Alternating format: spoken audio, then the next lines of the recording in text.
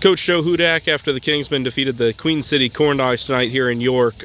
Before we talk any baseball, just tell me about the Marlie Dru Sullivan Night. How special was that for you? Well, it was a really special night. Marlie Dru was really special to my family. Her dad Ben played for me at Winthrop, and she was a dance student of my daughter Callie. So when she was killed, it was really, really sad thing for us. And so we were really happy to be able to honor her tonight. Ben and Stacy.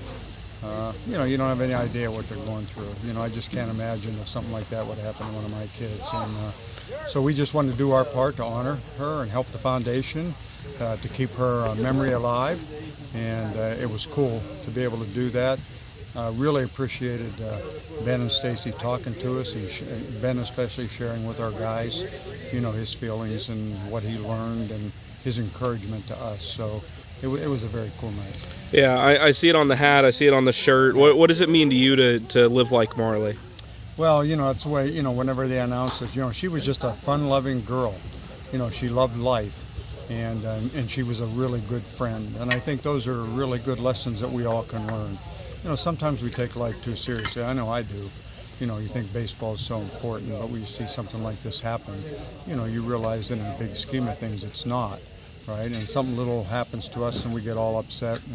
And, she was just a girl that just showed us, by the way she lived, that life is special and live it to the fullest, right?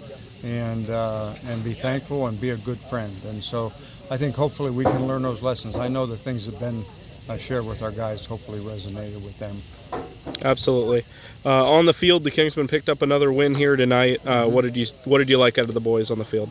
Well, we jumped out to a really good lead early on, took advantage of some things, and they got back in the game. I thought Nolan threw really well first 3 innings. I mean, really well. Fourth inning, it was the fourth or the fifth. He walked 4 guys. Just lost his command a little bit. He just needs to learn to slow down a little bit when things start to get away, when he keeps rushing and getting right back on the mound. That's when we got to slow things down. But I thought he threw extremely well. Zane came in and helped us get out of a jam, right? And then, he struggled in the last inning, getting the bases loaded, nobody out. He made some really good pitches when he had to. We got some big hits when we needed it. Vincento Stefano had a really big hit, and then we got a break when Cannon hit the high pop-up that, they lost in the lights, got us 2 runs. Those are the runs that we won the game with. So a lot of good things, and it's like a typical ball game. We did some really, really good things and some not so good things. Unfortunately, we did more good than bad. You mentioned it in the post-game talk, the team undefeated still since the return from Alaska. What is the biggest change that you've seen from the group to help you on that streak? Oh, I think probably until Tuesday, I thought our pitchers, threw strikes much, much better. We walked quite a few guys on Tuesday, but we made good pitches when we needed to. So I think that's the biggest thing. Our pitchers have done a better job of throwing strikes.